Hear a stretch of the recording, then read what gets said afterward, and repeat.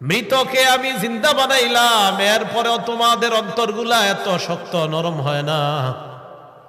তোমাদের অন্তরগুলা এরপরেও শক্ত হয়ে গেছে। কেমন শক্ত? কায়াকাল হিজারত, পাথরের মতো শক্ত।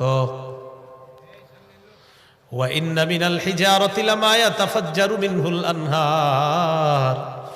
আল্লাহ বলেন কিছু পাথর আছে এমন, যেই পাথর থেকে নদী প্রবাহিত হয়ে যায়। ওয়া ইন্না মিনহা লামা ইয়াশাক্কাকু ফায়াখরুজু মিনহুল মা। কিছু পাথর ফেটে যায়, ফেটে সেখান থেকে পানি বের হয়। ওয়া ইন্না মিনহা লামা ইয়াহবিতু মিন খাশিয়াতিল্লাহ।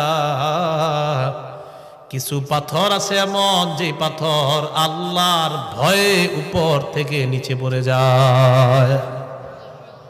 পাথর আমি আল্লাহর ভয়ে কান্না করে পাথর থেকে পানি বের হয় আমার ভয়ে। বান্দা, তোমাদের অন্তর থেকে, কলব থেকে পানি আসতে চায় না। পাথরও শক্ত পাথর, এটা নরম হয়ে যায় আমি আল্লাহর ভয়ে। তোমাদের বান্দাদের অন্তর এত কঠিন, পাথরের চেয়ে কঠিন। আল্লাহ কয় আসাদ্দু কাসওয়া, বরং পাথরের চেয়ে আরো কঠিন। প্রথমে বলছে পাথরের মতো কঠিন, এরপরে বলে আর আসাদ্দু কাসওয়া, পাথরের চেয়ে আরো কঠিন।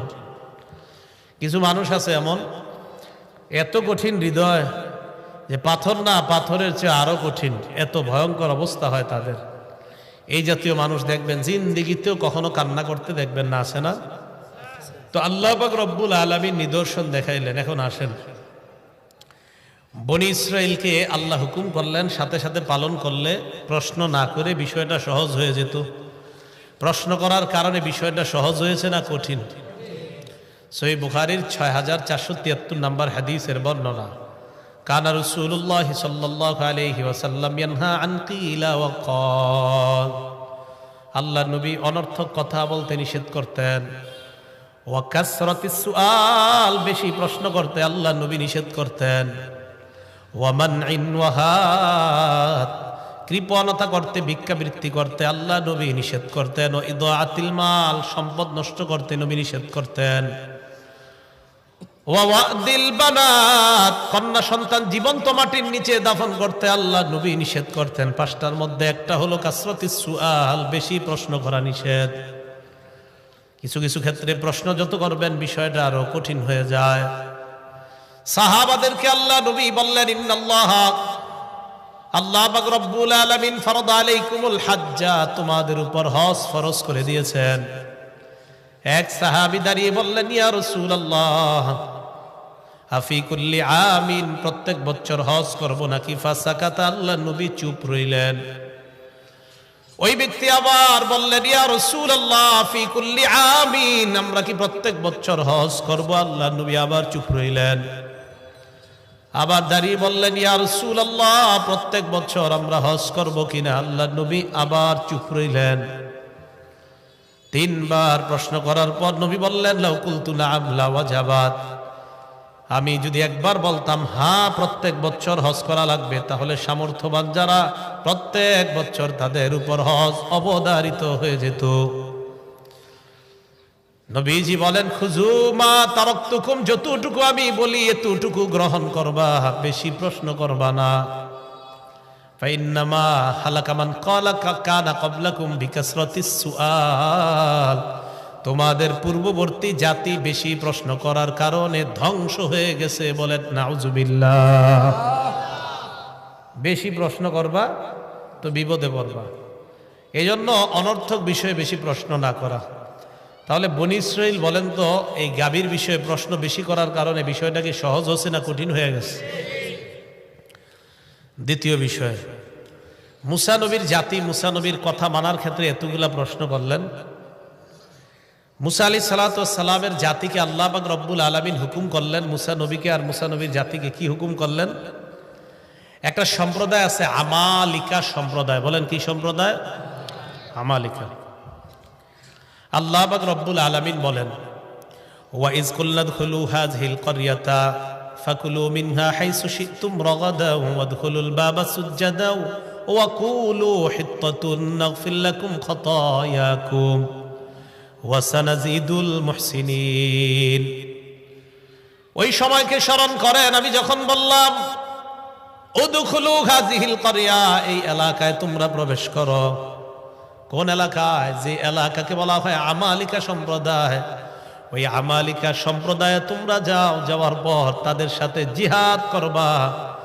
জিহাদ করার পর আমি আল্লাহ তোমাদেরকে বিজয় দান করব। মুসা নবী বনি ইসরাইল সম্প্রদায়কে নিয়ে রওনা করলেন। তারা আগে কি করলেন? 12 জন মানুষকে পাঠাইলেন আমালেকা সম্প্রদায়কে দেখে আসার জন্য। 12 জন মানুষকে পাঠাইলেন। ওই 12 জন যাওয়ার পর তথ্যবিত্ত তালাশ করে যাওয়ার পর ওই 12 জনকে আমালিকা সম্প্রদায়ের মানুষরা অ্যারেস্ট করছে। কয়জন রে? আগে একটু তথ্য নিয়ে আসবে, এরা দেখতে কেমন, এদের সাথে জিহাদ করা যাবে কিনা। অ্যারেস্ট করার পর বাদশার কাছে নিয়ে যায়। বাদশা চিন্তা করলো কি করা যায়, তাদের 12 জনকে হত্যা করব নাকি ছেড়ে দিব। বাদশাহ সিদ্ধান্ত নিয়ে নিল 12 জনকে ছেড়ে দাও, তারা যেন গিয়ে বনি ইসরাইল সম্প্রদায়কে জানায়া দেয় এদের সাথে যুদ্ধ করতে যাও না, গেলে বিপদে পড়বা। এটা যেন গিয়া বলে। বিশাল বড় বড় পাহাড়ের মতো এক একজন দেখতে, বিশাল বড় বড় পালোয়ান, এরকম এক এক অবস্থা। 12 জন রে আপনার একজনের কাছে কোনো ব্যাপার না। ওই আমালেকা সম্প্রদায়ের একজনের কাছে, 2 জনের কাছে 12 জন কোনো ব্যাপার না। এরকম এক এক শক্তিশালী এক একজন। 12 জন এলাকায়। এই 12 জনের মধ্যে একজনের নাম ছিল ইউশা। কি ছিল? উনি আর আরেকজন, এই 2 জন ছাড়া বাকি রইল আরো 10 জন। এলাকায় আসার পর ওই 2 জন সবার সাথে পরামর্শ করলো। মোট 12 জনে বললো, এই দেখো আমরা গিয়ে বলবো না বনি ইসরায়েলকে যে এরকম এরকম শক্তিশালী লোক, গেলেই বিপদে পড়বা, বললে এরা আর জেহাদে আসবে না। তো 12 জন আসার পর 2 জন চুপ রইল। বাকি 10 জন গিয়ে কি করলো? এরা আস্তে আস্তে জনগণে বলে দিছে, এই শোনো, ঘটনা খারাপ, ভুলে ওই দিকে যাও না, যাইবা বিপদে পড়বা। বনি ইসরাইল সম্প্রদায় মুসা নবীকে বললেন, মুসা ইযহাব আনতা ওয়া রাব্বুকা ফাকাতিলা ইন্না হাকুনা কাঈদুন। মুসা তুমি আর তোমার রব যাও, জিহাদ করো, আমরা যাব না, আমরা এখানেই বসে থাকবো। তুমি আর তোমার রব গিয়ে জিহাদ করো। নাউজুবিল্লাহ। তুমি আর তোমার রব গিয়ে জিহাদ করো, এই কথা বলছ। কত বড় ভয়ঙ্কর কথা। তুমি আর তোমার রব গিয়ে জিহাদ করো। এবার দেখেন মুসা নবীর সম্প্রদায় মুসা নবীকে বললেন, তুমি আর তোমার রব গিয়ে জিহাদ করো। আমাদের নবী বদর যুদ্ধে যখন রওনা করলেন, যুদ্ধে রওনা করার সময় নবীজি সাল্লাল্লাহু আলাইহি ওয়াসাল্লাম একের পর এক ভাষণ দিতেছিলেন। মুহাজির সাহাবী যারা একের পর এক দাঁড়িয়ে বলি, ইয়া রাসূলুল্লাহ, কোনো সমস্যা নাই, চলেন। বারবার আল্লাহ রসুল কয়, মানে নবীজি একের পর এক ভাষণ বাড়াইতেছিলেন। নবীর টার্গেট হলো আনসারি সাহাবীদের মধ্যে কেউ দাঁড়ায় না কেন, আনসারি সাহাবাদের মধ্যে কেউ দাঁড়ায় না কেন, এটা ছিল নবীজির টার্গেট। শুধু মুহাজির যারা, এদের মধ্য থেকে এক একজন ভাষণ দিতেছে। তো নবীজি বারবার ভাষণ বাড়ায় কেন? যে আনসারদের মধ্যে কেউ কিছু দাঁড়ায় বলুক, এটা হলো নবীজির টার্গেট। হঠাৎ আনসারদের মধ্যে এক সাহাবী দাঁড়িয়ে যায়, দাঁড়ানোর পর বললেন, ইয়া রাসূলুল্লাহ, চিন্তার কোনো কারণ নাই, বদর প্রান্তরে আপনি রওনা করেন। মুসা নবীর জাতি মুসা নবীকে যেমন বলছে, আপনি আর আপনার রব গিয়ে লড়াই করেন, আমরা এখানে বসে থাকবো।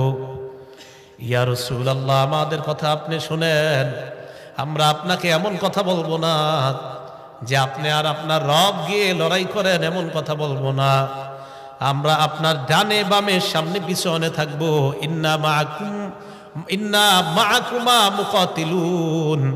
ইয়া রাসূলুল্লাহ, আপনি লড়াইয়ে নেমে যান, বদর প্রান্তরে রওনা করেন, আমরা আপনার সামনে পিছনে ডানে বামে থেকে আপনার সাথে সরাসরি লড়াইয়ে অংশগ্রহণ করব। আমরা লড়াইয়ের ময়দান থেকে ভাগবো না, বনি ইসরাইলের মতো বলবো না তুমি আর তোমার রব যাও। তো বনি ইসরাইলকে যে এলাকার মধ্যে ঢুকতে বলছে আর কি আল্লাহ তাআলা, এক পর্যায়ে তারা এলাকায় ঢুকবে। ঢুকার সময় আল্লাহ বলে দিলেন, তোমরা ওই এলাকায় যাও, যাওয়ার পর ফাকুলু মিনহা হাইসু শি'তুম রাগাদা, প্রচুর পরিমাণে তোমরা খাও,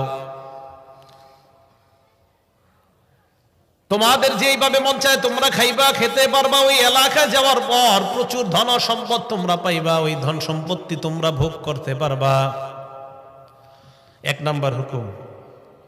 2 নাম্বার, ওয়াদখুলুল বাবা সুজ্জাদা, ওই এলাকায় ঢুকার সময় সিজদা অবস্থায় ঢুকবা।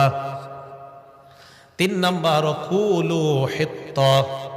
ওই এলাকার ঢুকার সময় বলবা হিত্ত, হিত্ত মানে আল্লাহ আপনি আমাদেরকে মাফ করে দেন, নাগফির লাকুম আমি আল্লাহ তোমাদেরকে ক্ষমা করে দিব। এক নাম্বার হুকুম, এলাকায় প্রবেশ করো। 2 নাম্বার, দরজা দিয়ে সিজদা অবস্থায় প্রবেশ করবা। 3 নাম্বার বলবা হিত্ত। বলেন কি বলবা?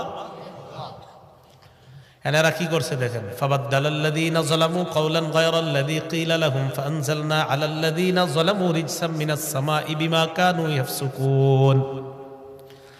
ফাবাদদালাল্লাযীনা যালামু কাওলান গায়রাল্লাযী ক্বিলা লাহুম, তারা ঢোকার সময় আল্লাহ যা বলছে তা তারা পরিবর্তন করে, আল্লাহর উল্টাটা তারা কয়। 1 নাম্বার আল্লাহ বলছে সিজদা অবস্থায় প্রবেশ করো। এরা যাওয়ার সময় সিজদা তো দেয় না, মাথা ঝুঁকায় না, বরং এই নিতম্বটা মাটির সাথে হেসরায়া হেসরায়া প্রবেশ করতেছে। মানে আল্লাহ বলছে এমনি, এরা এমনি ঢুকতেছে। 2 নাম্বার আল্লাহ বললেন নকুলু হিত্ত, তোমরা বলবা হিত্ত। এরা ঢুকার সময় কয় হিন্ত। কি কয়? আল্লাহ বলছে হিত্ত,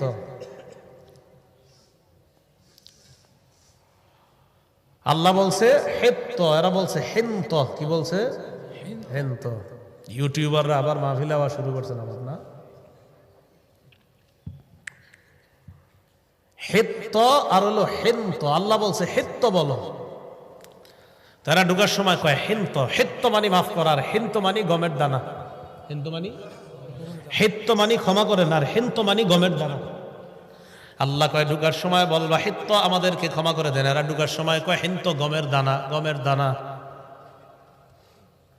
ফাআনজালনা আলাল্লাযীনা যালামু রিজসা, আমি আল্লাহ তাদের উপর আযাব নাজিল করলাম আসমান থেকে। বলেন নাউযুবিল্লাহ। আয়াত দ্বারা কি বোঝা যায়? আল্লাহ বলে একটা যদি করেন উল্টাটা বিপদ আছে না নাই? এটা গেল এদেরকে বলার পরে তো এই জায়গায়ও সীমা লঙ্ঘন করলো। নবীজির যুগের ইহুদি যারা, কোন যুগের? নবীজির যুগের ইহুদি যারা, তাদেরকে আল্লাহ বলেন, তাদের ব্যাপারে আল্লাহ ইমানদারদেরকে বলে আফাতাতমাউনা আইয়ুমিনু লাকুম ওয়াকাদ কানা ফারীকুম মিনহুম ইয়াসমাউনা কালামাল্লাহ সুম্মা ইউহাররিফুনাহু মিন বা'দি মা আকালুহু ওয়া হুম ইয়ালামুন। ইমানদারদেরকে ডাক দিয়ে আল্লাহ বলে, ইমানদার তোমরা কি মনে করো তোমাদের কথা ইহুদিরা বিশ্বাস করবে? মনটা কি তোমরা মনে করো? খুব ভালোভাবে বুঝেন এই জায়গাটা। ওয়াকাদ কানা ফারীকুম মিনহুম ইয়াসমাউনা কালামাল্লাহ, অথচ তাদের বাপ দাদারা আল্লাহর কালাম নিজের কানে শুইনা সুম্মা ইউহাররিফুনাহু মিন বা'দি মা আকালু, বুঝে শুনে আল্লাহর কালামকে পরিবর্তন করে দিয়েছে। বলেন নাউযুবিল্লাহ। ওয়া হুম ইয়ালামুন, তারা ব্যাপারটা জানতো। এরা যে আল্লাহর কালাম পরিবর্তন করে দিয়েছে এই ব্যাপারটা তারা জানতো। খুব ভালো করে বুঝেন। ইমানদারদেরকে আল্লাহ বলেন, ইমানদার তোমরা কি মনে করো ইহুদিরা তোমাদের কথা বিশ্বাস করবে? আরে তাদের মধ্যে এক দল আমি আল্লাহর কথা শুই নাই, বিশ্বাস করে নাই, আর তুঙ্গ কথা। ঘটনাটা কি একটু কান অন্যদিকে নেবেন না, না কিন্তু এক একটা আয়াতের যে প্রেক্ষাপটটা একদম বুঝবেন না। বনি ইসরায়েলের 70 জনকে মুসা নবী নির্বাচন করলেন। কেন নির্বাচন করলেন? মুসা আলাইহিস সালাতু ওয়াস সালামের জাতি বনি ইসরাইল সম্প্রদায় কয় মুসা ফেরাউনের কবল থেকে আল্লাহ আমাদেরকে হেফাজত করলেন, এবার আমরা বিধান মানার জন্য একটা কিতাবের প্রয়োজন, তুমি আল্লাহর কাছ থেকে একটা কিতাব নিয়ে আসো। মুসা নবী আল্লাহর কাছে গেলেন, যাওয়ার পর আল্লাহ পাক রব্বুল আলামিন মুসা নবীকে কিতাব দিলেন, তাওরাত নামক কিতাব। এই কিতাব নিয়ে মুসা নবী আসছেন, আসার পর তাদের সামনে যখন কিতাব পেশ করলেন, মুসা নবীর জাতি কয় তুমি আমাদের সামনে কিতাব আনছো ভালো কথা, তুমি যে আল্লাহর পক্ষ থেকে আনছো এটার কোনো প্রমাণ আসেনি? এটার কোনো? মুসা নবী এবার 70 জন মানুষকে নির্বাচন করলেন। ইখতারা মুসা কওমাহু 70 রাজুলান লিমিকাতিনা, 70 জনকে নির্বাচন করে মুসা নবী তাদেরকে নিয়ে গেলেন পাহাড়ে, আল্লাহর সাথে কথা বলবে। মুসা তুর পাহাড়ে নিয়ে যায়, নেওয়ার পর মুসা নবী আল্লাহর সাথে কথা বলা শুরু করলেন। কি অবিশ্বাস্য, দেখ কি আশ্চর্য ব্যাপার দেখেন। যে 70 জনকে নিয়ে গেলেন ওই 70 জন তারা নিজের কানে আল্লাহর কথা শুনতে পায়। এবার দেখেন কি হয়। মুসা নবী 70 জনের কাছে আসলেন, আসার পর কয় আল্লাহর কথা শুনছনি? কয় মুসা আল্লাহর কথা তো শুনলাম, লান নুমিনা লাকা হাত্তা নারাল্লাহা জাহরা, সরাসরি যদি আল্লাহরে না দেখি বিশ্বাস করি না। কথা কিন্তু শুনছি, এখনকার সরাসরি না দেখলে বিশ্বাস করি না। ফাআখাযাতকুমুস সাইকা, আল্লাহ বলেন ভয়ঙ্কর চিৎকার তোমাদেরকে পাকড়াও করলো। কাদেরকে? ওই মুসা নবীর যুগের ওই 70 জনকে। ভয়ঙ্কর একটা আওয়াজ আসছে, আসার পর তারা ধ্বংস হয়ে যায়। তো একটু বুঝেন, আল্লাহর কালাম শুনছে, শোনার পর কয় আল্লাহরে না দেখে বিশ্বাস করি না। এবার যখন এই 70 জনের উপর গজব আসছে, তারা যখন মারা যায়, মুসা নবী চিন্তায় পড়ে গেলেন আর বললেন আল্লাহ, বনি ইসরাইল সম্প্রদায়, এদের কাছে যখন আমি যাওয়ার পর যদি এরা দেখে 70 জন নাই, এরা বলবে আমি এদেরকে কৌশলে ফুসলিয়ে টুসলিয়ে কোথাও নিয়ে মারছি। আমি দেখছেন নি মুসা নবীর কি টেনশন এদের জন্য। আল্লাহ এরা বলবে তুমি মনে করে মেরে ফেলছো। আল্লাহ পাক রব্বুল আলামিন বলেন সুম্মা বাসনাকুম মিন বাদি মাউতিকুম, এই তোমরে মরণের পর আমি আল্লাহ আবার জিন্দা করলাম। ওইটা মেরে লেছে না, আবার জিন্দা করে দিস। সুবহানাল্লাহ। কেন? ওই যে মুসা নবী বলছে আল্লাহ আমি যদি গিয়ে বলি 70 জন মারা গেছে, এরা বলবে তুমি মারছো। মুসা নবীর এই কথা শুনে আল্লাহ কি করলেন? সুম্মা বাসনাকুম মিন বাদি মাউতিকুম, মরণের পর আমি আল্লাহ আবার জিন্দা করলাম। তাহলে এখান থেকে একটা শিক্ষা, যে আল্লাহ দুনিয়াতেই মৃত্যু দিয়ে আবার জিন্দা করে দেখাইতে পারেন, এই আল্লাহর কাছে আখেরাতে আমাদেরকে জীবিত করা কোনো ব্যাপার না। আচ্ছা, এবার বুঝে আসছে যে এই 70 জন যে কথা শুনছে। এখন দেখেন কি হচ্ছে। মুসা নবী তাদেরকে বললেন তোমরা এলাকায় যাইবা, দেখেন কি কয়, যাওয়ার পর বলবা আল্লাহ এই এই হুকুমগুলা করছে আর এই এই নিষেধগুলা করছে। দেখেন আল্লাহ তোমাদেরকে এই হুকুম করছে আর এই এই নিষেধ করছে, এইগুলা গিয়ে তোমরা বলবা। তো কি হয়েছে দেখেন, যখন জাতির কাছে যায়, যাওয়ার পর কয় হুকুমগুলা আর নিষেধগুলারে কয় আল্লাহ এই এই নিষেধ তোমাদেরকে করছে আর এই এই হুকুম করছে, মানে আল্লাহর হুকুমগুলারে কয় নিষেধ, নিষেধগুলারে কয় আদেশ। এই যে আল্লাহ বলেন ওয়াকাদ কানা ফারীকুম মিনহুম ইয়াসমাউনা কালামাল্লাহ, ইহুদিরা তোমাদের কথা বিশ্বাস করবে না, তাদের একদল আমি আল্লাহর কথা শুনছে, শোনার পর সুম্মা ইউহাররিফুনা, আমি আল্লাহর কথাই পরিবর্তন করে দিছি। আমি বললাম আদেশ, এরা গিয়া কয় নিষেধ, আমি বললাম নিষেধটা, এরা গিয়া কয় এটাই আদেশ। পরিবর্তন। তো এই কথাগুলা এগুলা গিয়ে কয়। দেখেন এবার কি কয়, ওয়াইযা লাকুল্লাযীনা আমানু ক্বালু আমান্না, নবীর যুগের ইহুদি যারা, তারা যখন ইমানদারদের সাথে সাক্ষাৎ করে, ক্বালু আমান্না, তারা বলে আমরা ঈমান আনলাম। তবে ব্যাখ্যা সাপেক্ষে এই ঈমান আনা মানে এরা কি বুঝায়? মুহাম্মদ সাল্লাল্লাহু আলাইহি সাল্লাম যে শেষ নবী এটা মানি, তবে তিনি তোমাদের নবী, আমাদের না। আমান্না, তবে তোমাদের নবী, আমাদের না। ওয়াইদা খালা বাদুহুম ইলা বাদিন, ইহুদিরা যখন পরস্পর মিলিত হয়, এক ইহুদি আরেকজনকে কয় তুহাদ্দিসুনাকুম বিমা ফাতাহাল্লাহু আলাইকুম লিউহাজ্জুকুম বিহি ইনদা রাব্বিকুম, এই তাওরাত কিতাবে যে আছে শেষ নবী আসবে, আসার পর তারে যে আমরা মানবো, এই কথাগুলা যে তাওরাতে লেখা আছে, এটা কি তোমরা মুসলমানদেরকে বইলা দিছো নি? আবার এক ইহুদি আরেকজনকে কয় তাওরাতে তো আছে মুহাম্মদ সাল্লাল্লাহু আলাইহি সাল্লাম আসবে, আসার পর তারা যে আমরা মান্য করব, এই কথা তাওরাতে লেখা আছে, এটা আবার মুসলমান করে তোমরা বলে দিতেছো কিনা? সাবধান, বইলো না, কিন্তু আল্লাহ করে বলে দিচ্ছে। আরে আল্লাহ না বললে জানলাম কিন্তু এই কথা।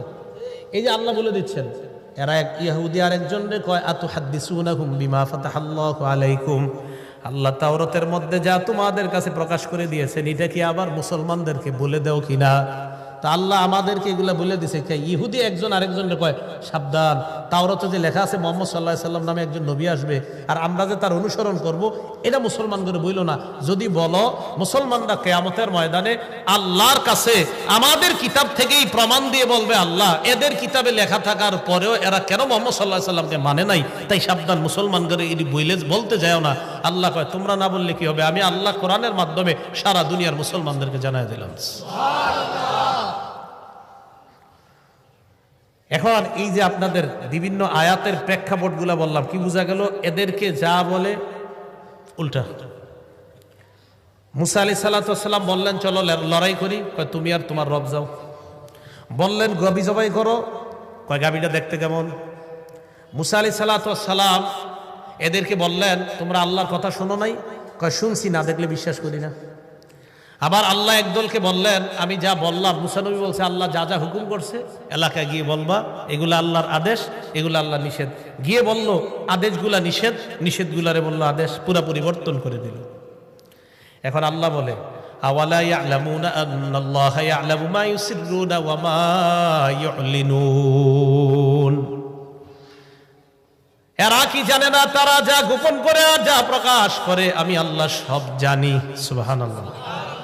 এবার কি করে দেখেন, ওয়ামিনহুম উম্মিয়ুনা লা ইয়ালামুনাল কিতাবা ইল্লা আমানিয়া ওয়া ইনহুম ইল্লা ইয়াজুন্নুন। ইহুদিদের মাঝে একদল আছে যারা মূর্খ, যারা কি কয়ারা কিতাবের কিছুই জানে না, ইল্লা আমানিয়া কিছু আশা ছাড়া। কি জানে? খালি কিছু আশা, কিছু আশার বাণী এরা জানে, এছাড়া আর কিছু জানে না। ফাওয়াইলুল লিল্লাযীনা ইয়াকতুবুনাল কিতাবা বিআইদিহিম, নিজেদের হাতে যারা কিতাব লেখে, লেখার পর বলে হাযা মিন ইনদিল্লাহ, নিজেদের হাতে কিছু কিতাব লেখে আর বিভিন্ন বিষয় লেখা হয় এটা আল্লাহর পক্ষ থেকে। লিয়াশতারু বিহি সামানান কলিলা, যেন এই লেখা দিয়ে কিছু টাকা কামাই করা যায়। জনগণরা আইসা কয় এটা আল্লাহর হুকুম, আল্লাহর আদেশ, আল্লাহর নিষেধ। ভালো করে মনে রাখবেন, আমি আপনি এই যে এই জায়গার মধ্যে বসলাম, আমাদের অনেকেই মাইকের সামনে বসে এটাও বলতে পারে এটা আল্লাহর কথা, এটা নবীর কথা। কিন্তু যদি আল্লাহ না বলে থাকে আর নবী না বলে থাকে, আপনি মিথ্যা কথা বললেন। কি বললেন? মিথ্যা কথা বললেন। এবার ইহুদিরা সর্বশেষ কি কয় দেখেন, নবীজির যুগের মুমিনদেরকে, ওয়াকালু লান তামাসসানান নারু ইল্লা আইয়ামাম মাদুদা। ইহুদিরা কয় মুমিন তোমরা যে বলো মুহাম্মদ সাল্লাল্লাহু আলাইহি সাল্লামকে না মানলে যে জাহান্নামে যেতে হবে, হ্যাঁ আমরা জাহান্নামে যাব, তবে কিছুদিন থাকবো। কয়দিন? গনে গনে কয়েকদিন জাহান্নামে থাকবো, বাস, এর চেয়ে বেশি থাকা লাগবে না।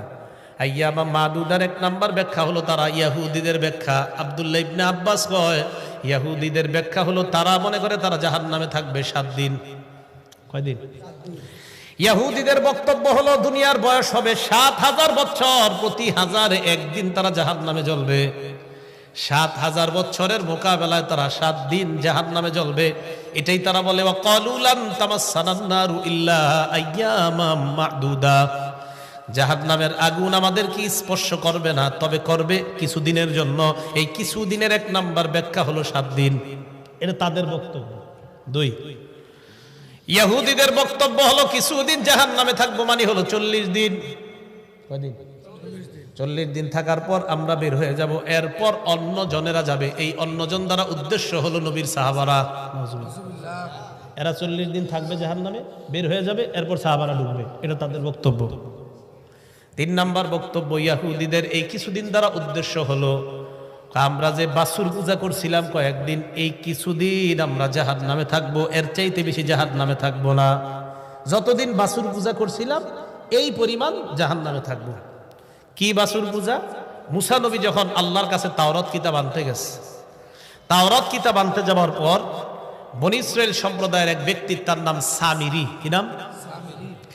এই সামিরি কি করলো, জনগণের কাছ থেকে স্বর্ণ টর্ণ ইত্যাদি জমা কইরা একটা গাভীর বাছুর, বকরি, একটা গরুর বাছুর বানাইছে।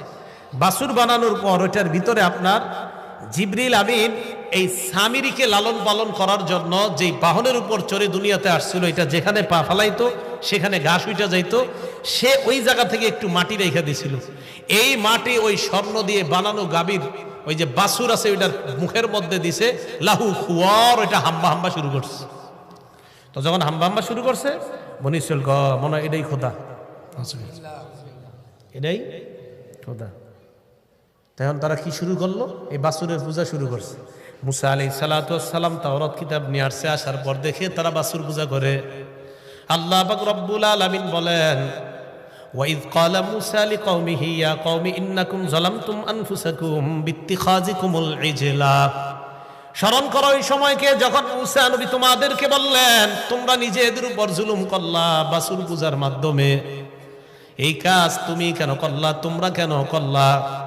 16 নম্বর পারা আছে হারুন নবীর দাড়িতে ধরছে, মাথার চুলের মধ্যে ধরছে। হারুন নবী কয় ইবনা উমলা তাখুজ বিলিহিয়াতি ওয়ালা বিরাসি, আমার দাড়ি ধরবেন না, আমার চুলেও ধরবা না। মুসা নবী বললেন তাহলে কি? হারুন নবী বললেন সব দোষ এই সামিরি গাভীর বাচ্চা বানাইছে, বাছুর বানাইছে, বানানোর পর এটার ভিতরে কি জানি দেওয়ার পর হাম্বা শুরু করছে। মুসা নবী সামিরিকে গিয়ে দইরা কয় মা খতবুকা ইয়া সামিরি, এ সামিরি বলো তুমি কি করছো, তোমার কি বক্তব্য? সামিরি কয় বাসুরতু বিমা লাম ইয়াবসুরু বিহি ফাকাবাতু কবদাতাম মিন আসারির রাসূল ফানাবাসতুহা ওয়া কাযালিকা সাওয়ালাত লি নাফসি। কয় আমি যা দেখছি মানুষ তা দেখে নাই।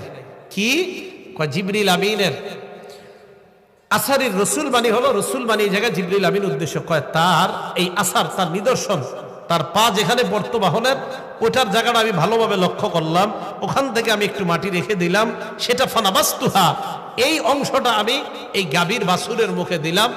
এ কাযালিকা সাওয়ালাতি নাফসি, আমার এরকমটা মনে হয়েছে তাই আমি মনে মনে এরকম একটা সাজায় এমন করলাম। করার পর দেখি দেওয়ার পর এটা হাম্বা শুরু করছে। জনগণ এটারে খোদা মনে কইরা বাছুর পূজা শুরু করছে। মুসা আলাইহিস সালাতু ওয়াস সালাম বললেন আজকে থেকে তোর শাস্তি হলো লা মিসাস, যতদিন বাঁচবি খালি বলবি লা মিসাস, আমারে কেউ ধরবা না, আমারে কেউ ধরবা না। এই সামিরি এলাকায় ঘুরতো আর বলতো লা মিসাস, আমারে কেউ ধরবা না। এটা রোগ হয়ে গেছে লা মিসাস। এখন দেখেন এই যে বাছুর পূজাটা করলো, বাছুর পূজা, এই বাছুর পূজা এরা যতদিন করছে, এরা কয় আমরা জাহান্নামে, বাছুর পূজা যতদিন করছি ততদিন আমরা জাহান্নামে থাকবো, এর চাইতে বেশি পরিমাণ জাহান্নামে আমরা জ্বলবো না। এটা তাদের বক্তব্য। এখন আপনারা বলেন, আপনাদের কাছে জানতে চাই, আমরা কি এক নবীরই শুধু বিশ্বাস করি না দুনিয়ার সব নবীরই বিশ্বাস করি? তো বনি ইসরাঈল ইহুদি সম্প্রদায়, নবীজির যুগের ইহুদি সম্প্রদায় যারা, তারা মুসা নবীরে নবী মানে, আমাদের নবীরে আমাদের নবী মানে, কিন্তু তাদের নবী না। কথাটা বুঝছেন? তিনি তোমাদের নবী, তিনি শেষ নবী, বাকি তোমাদের, আমাদের না। এবং তারা এই বিশ্বাস নিয়ে জান্নাতে যেতে চায়। বলেন আমাদের নবীজিরে না মানছে আর তিনি জান্নাতে যাবে, এটা কি সম্ভব? কখনো অসম্ভব। এটা জান্নাতে যাওয়া কশ্চিনকালেও সম্ভব না। তো এখান থেকে আমাদের শিক্ষা হলো আমরা পৃথিবীর সব নবীরে বিশ্বাস করি। আরেকটা বিষয়, হুকুম পালনের ক্ষেত্রে সীমা লঙ্ঘন করা যাবে না। বলেন হুকুম পালনের ক্ষেত্রে কি করা যাবে না? সীমা লঙ্ঘন করা যাবে না। যদি সীমা লঙ্ঘন করেন, আল্লাহ চাইলে বানর আর শূকরে পরিণত করে দিতে পারেন। বানর আর শূকর। আল্লাহ বলেন ওয়ালাকাদ আলিমতুমুল্লাযীনা আতাদাউ মিনকুম ফিস সাবতি ফাকুলনা লাহুম কুনু কিরাদাতান খাসিইন। দাউদ নবীর জামানায় তোমরা সীমা লঙ্ঘন করেছিলে। ইহুদি সম্প্রদায় এমন সীমা লঙ্ঘন করছে, আল্লাহ পাক রব্বুল আলামিন তাদেরকে বললেন লা তাদু ফিস সাব, শনিবারের ব্যাপারে তোমরা সীমা লঙ্ঘন করবা না। আল্লাহ বলে দিলেন শনিবারে তোমরা সীমা লঙ্ঘন করবা না, মাছ ধরা আমি আল্লাহ নিষেধ করে দিলাম। এদের মধ্যে দুই দল হয়ে যায়।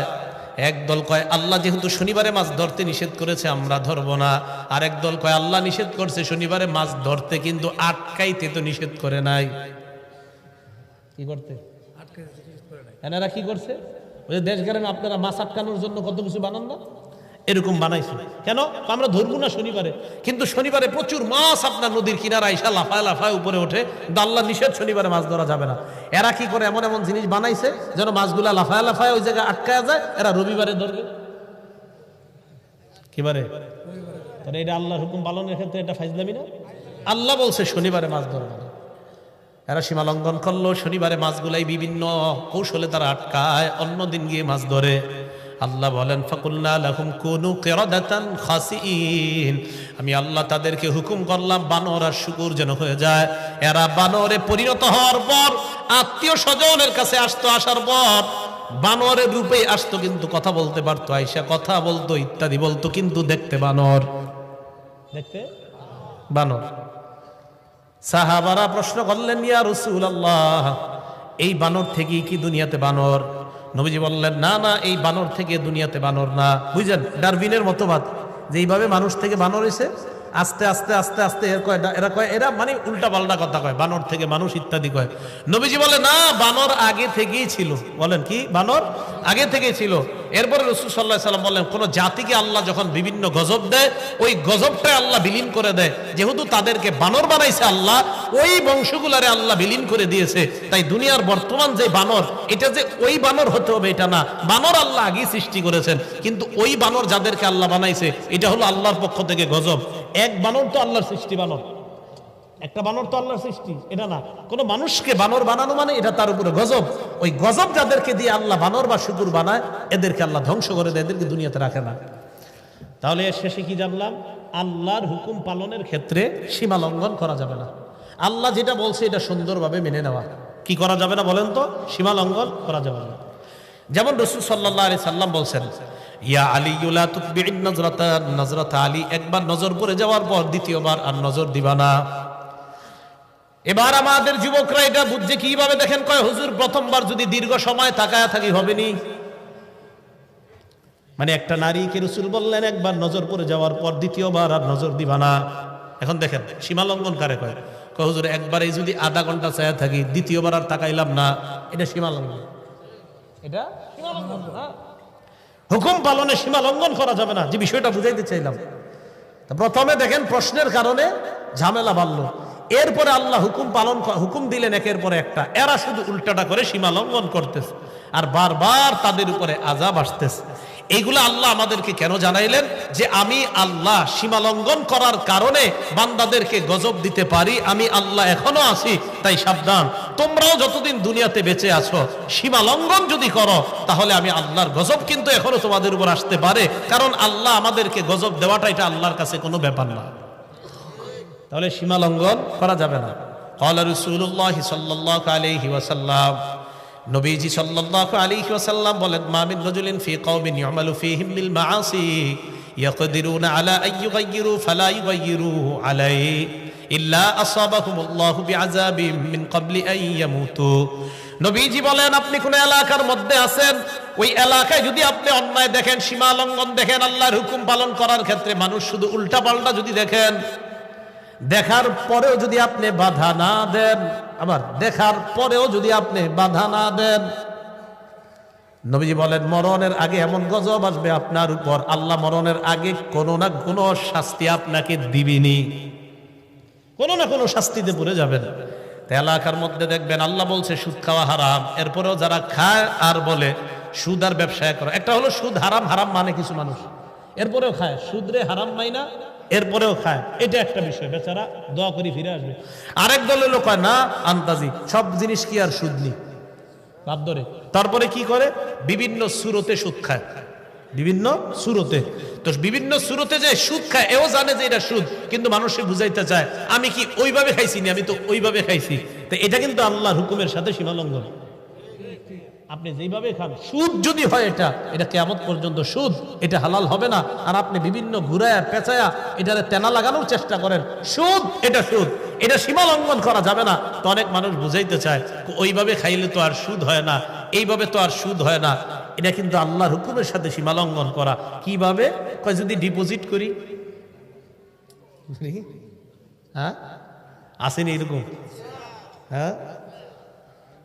এই যে বিভিন্ন জিনিস বিভিন্ন জায়গায় আপনাদেরকে বিভিন্ন আশা টাশা ইত্যাদি দিয়ে নির্দিষ্ট একটা লভ্যাংশ আপনাদেরকে বলা হয়, আর নির্দিষ্ট লভ্যাংশের বিনিময়ে টাকাটা নেওয়া হয়। নির্দিষ্ট লাভ এখানে পুরাপুরি একদম ধার্য করে দেয় যে তুমি বছর শেষে ৩,০০০ পাইবা, বছর শেষে ৬,০০০ পাইবা। এটা পুরো সুদ, সম্পূর্ণ সুদ, সুদ।